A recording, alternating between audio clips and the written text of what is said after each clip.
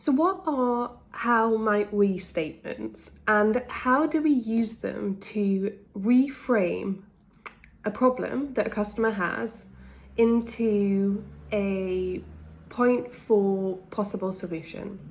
Because that's one of the things that comes up quite a lot, and one of the things that technical solution providers find a little bit more difficult is what generally happens in a client conversation is that, well, what should happen is that you will start by sort of seeding a few sort of initial questions. And then what you want to do is shut up, okay? Stop talking. It's so easy, first of all, to jump in and say, we've got this solution that can do X, Y, and Z. Right, what you want to do is take a step back and breathe and listen, because what that will do is it will allow your client to firstly talk, but talk about all of the problems that they have. Let them rant.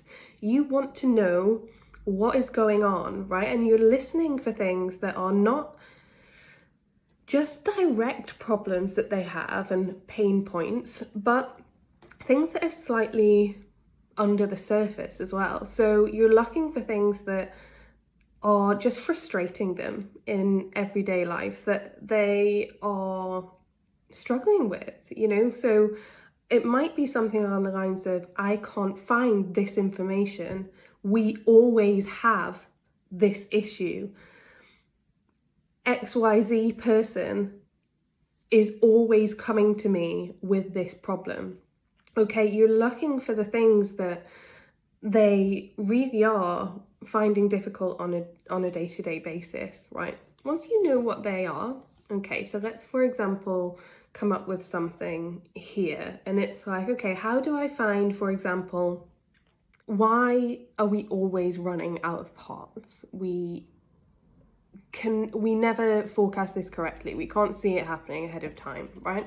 So that I might then reframe that into a how might we statement, which says, how do we quickly and effectively fix issues requiring collaboration across different organizations or different departments? Because that's really the problem that you're trying to solve. It's not that you just don't get parts. It's that no one is communicating effectively. You don't have a clear central source of information that gives you all the information that you need to tell you that things are going to run out. You have nothing, no alerts in place to provide this information for you. And that's where you're trying to get to with this. Do you see where this is going? Okay, because what you then have is this like very clear, this is the problem that the client is facing.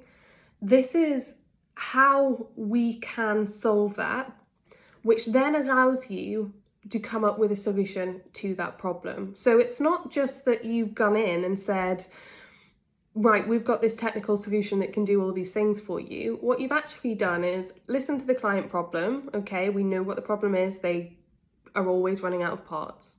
You've turned that into something that allows for a solution. How might we do X, Y, Z? Which then puts you in a place to come forth and provide a solution for them. Okay, so that was a little bit of a sort of whirlwind view of what how might we statements are. So if you have any questions, let me know and I will happily dive into that a little bit deeper for you.